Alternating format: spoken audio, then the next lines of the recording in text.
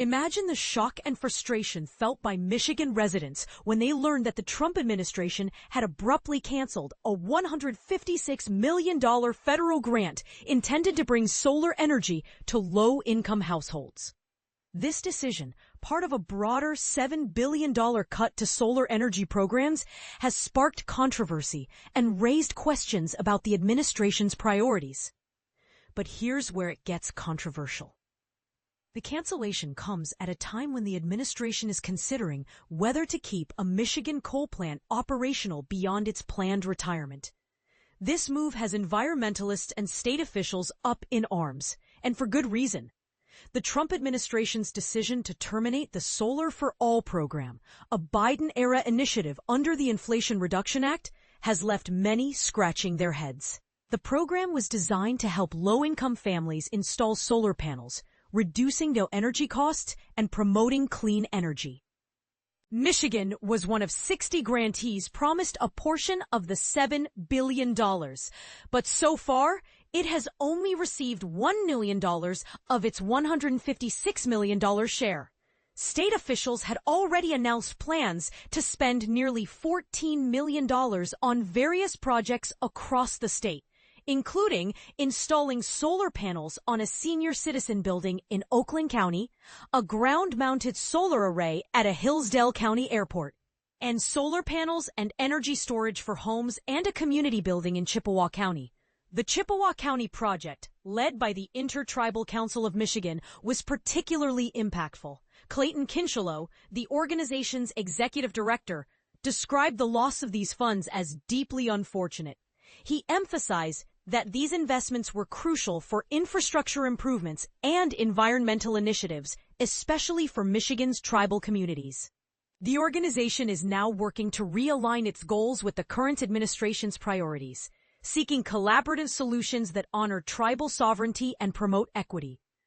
The termination letter from the EPA Office of Mission Support indicated that allowable costs already incurred by the state could still be reimbursed, but all other funds must be returned to the federal government. This has left state officials considering legal action. Eagle Director Phil Roos stated, "Regrettably, the EPA wants to retroactively cut funding for this vital program at a time when such initiatives should be prioritized." He added that the state is working with Michigan's Attorney General to determine the next steps. The cancellation of the solar grants coincides with the Trump administration's decision to keep a West Michigan coal plant, the J.H. Campbell plant in West Olive, operational. This plant was scheduled to close at the end of May, but the Department of Energy ordered its continued operation due to potential tight reserve margins for the regional Mid-Continent Independent System Operator during the summer. Consumers Energy, which owns the plant, estimated that closing it early would save ratepayers $600 million by switching to cheaper natural gas. However, the administration's decision to keep the plant open has sparked legal challenges and public outcry. Michigan Attorney General Dana Nessel is suing over the order, arguing that the Trump administration has abused its emergency authority. She also joined a multi-state coalition challenging a DOE report on electric resource adequacy that the administration could use to justify future orders to keep additional coal plants operating beyond their planned retirement dates. The report warns that the U.S. may not have enough energy to meet future demands, but environmental advocates argue that keeping the plant open is a form of government overreach with significant fiscal, environmental, and personal health implications. The plant's emissions in 2024 alone are equivalent to 1.9 million cars idling simultaneously, according to Jace Bilenga, regional coordinator with the Michigan League of Conservation Voters. He added that keeping the plant open is a clear example of how the Trump administration is making our energy costs more expensive and locking us into outdated, expensive fossil fuel infrastructure. Operating the plant beyond its planned retirement has already cost Consumers Energy $29 million through late June, and the company is seeking federal approval for a customer rate hike to recover costs. State lawmakers, however, have limited options to stop the plant's continued operation.